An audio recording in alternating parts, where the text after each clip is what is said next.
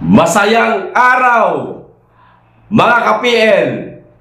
Sa unang naging pasabog po ni Mayor Magalong, ibinulgar niya ho, mga kababayan, ang 3-7. Na kapag ka ang isang politiko ay kaalyado ho ni Tambalustay, mga kababayan, makakatanggap ho siya ng 3-7.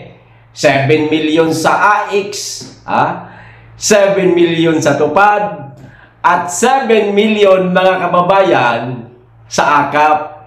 Pero itong pangalawang pasabog po ngayon ni Mayor Magalong, abay hindi lang pala 777, mga kababayan, kundi 30 na ho, mga kababayan. Aba, mas matindi pa pala ito. 30 million sa mga nasabing ayuda na yan, mga kababayan, ang ibibigay sa kaalyado nilang politiko. Syempre, lahat ba yan maibibigay? Diba? Magkano lang naman yung binibigay? Baka nga lang doon sa 30, hindi pa maubos yun Baka nga nasa 20 million lang, mga kababayan. Tapos yung the rest noon, syempre doon na po sa politikong kaalyado po ni Tambalustay. Di ba? Haya-haya ang buhay ng mga buaya, mga kababayan. Ito ho ang video ni Mayor Magalong. Yun na nga, binulgar niya nga, mga kababayan. Mabuti na lamang at meron pong insider itong si Mayor Magalong at sinasabi sa kanya ang mga nangyayari ho na korupsyon sa ating bansa. Eto na ho, panoorin po natin si Mayor Magalong, mga kababayan. Tsaka po natin husgahan itong mga buayang politiko. Eto na. Hindi lang pala 7-7, meron pang 30-30-30. Ano yung 30-30-30? Yung 30-30 naman, kung ikaw ang host ng sortie, you get 30 million. 90 million lahat yun. 30 million AX or ATAP, 30 million na MAIT, and 30 million na tupad. Can you just imagine? Ganun kalaki. 90 million.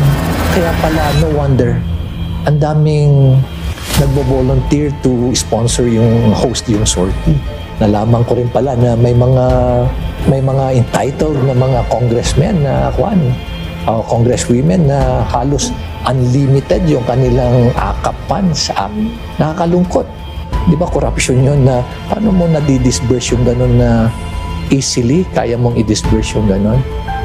Tapos ang nakakalungkot nga nito because unlimited yung funds nila. So in short, yung mga ninakaw nila sa porsyento nila at yung mga nakuha pa nila sa profit dahil sila na yung contractor at sila pa yung supplier, hindi pa pala nila na ilalabas. Intact pa yun. Yung MAIT pa pala, meron pang anomaly dyan. Yung ibang MAIT na pondo, ang ginagawa nila yan, ginagawa nilang medical mission, yung funding na yan. At doon sa medical mission na yan, i-jack up nila yung price ng medicine. Nakakalungkot isipin na ganun na katindi, ganun na ang level ng corruption, na as if it's now being committed with impunity. Na wala na silang pakiramdam, manhid na sila. Habang ang tao dyan, hirap na hirap. Hirap na hirap. Magkano kinikita ng mga drivers dyan? Swerte na, 500, 600. Mga vendors, 400, 500. Habang yung iba rito sa mga napaka-corrupt na politiko, they can eat. At nakikita mo nga yung ibang congressman pag magsalita pa sila, di ba? Ayuda raw is the best thing that ever happened. Mga ganon, di ba? O kaya kung wala si ganito, walang AKAP. Wala si ganito, walang MAIT. Kung wala si ganito, walang tupad. Yung pa lang na, those messaging, alam mo na kung ano ibig sabihin. Sa totoo lang, mga kababayan, hindi na po ito lingid sa ating kaalaman. Bagamat nauna na po itong isiniwalat ni Vice President Sara Duterte na ang korupsyon, mga kababayan, ay idinadaan po sa mga ayuda na yan. Para nga naman hindi halata. Pero ang totoo di umano dito, mga kababayan, halimbawa, magkaroon ng 90 million. Ayan, 30-30 na ngayon eh. Di ba? 90 million ang isang politikong katropa. Ayan, katropa ni Tabalustay. Eh, baka yung 1/4 lang nito, o kaya baka naman 20 million lang, tapos the rest dyan, kanila na ho, mga kababayan. Ganyan na po kalala ang korupsyon ngayon. Kaya, si Pastor Apollo Kibuloy, gusto niyang maging senador at tatapusin niya po ang korupsyon sa ating bansa na matagal na po itong ginagawa ng mga buayang politiko. Kaya ngayon pa lang, mga kababayan, kung ano-ano ho ang ginagawa nilang tulad na lamang po ng diskwalifikasyon dito kay Pastor Apollo Kibuloy. Nasimula na po nila yan. Buti na lamang po na ibasura. Ayaw ho talaga nila na maupo si Pastor Apollo Kibuloy bilang senador, mga kababayan, kasi ang unang hangarin nito, ang unang gagawin nitong mama na ito, tapusin po ang korupsyon sa ating bansa. Yan po ang ikinatatakot nila ngayon, mga kababayan. At higit sa lahat, yan din po ang ikinatatakot nila kapag si Inday Sara na ang maging presidente. Kasi nga, tapos lahat ang korupsyon. Itong mga politiko ho ngayon na mga busog na busog po sa kaban ng bayan, mga kababayan, magugutom ho ulit yan sila. Kasi ang tagal ho nilang na-jeta Di ba? Ang tagal ho nilang nagutom Panahon ng Administrasyong Duterte, 6 na taon din yun, mga kababayan. So, 6 na taon ho silang gutom. Ayan. Hindi puno ang kanilang bulsa. Kaya, para lagi silang busog, mga kababayan, lagi silang may pera, nakakapagnakaw sila, ayaw ho nilang maging presidente ang mga Duterte. At gano'n na rin si Pastor Apollo Kibuloy, pilit pa rin po nila ngayong itinutumba.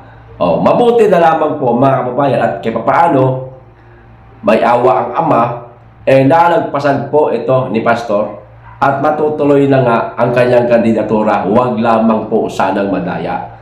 Lalo na ngayon, mga kababayan, unti-unti na po nating nakikita na tila, huwag naman sana, usap-usapan ng ating mga kababayan na baka magkaroon po ng dayaan at hindi di umano malayong magkaroon ng dayaan sa darating na halalan. Huwag naman sanang manaig ang kasamaan laban sa kabutihan, mga kababayan. Okay, ito pa, dagdag ko ho sa inyo, mga kababayan.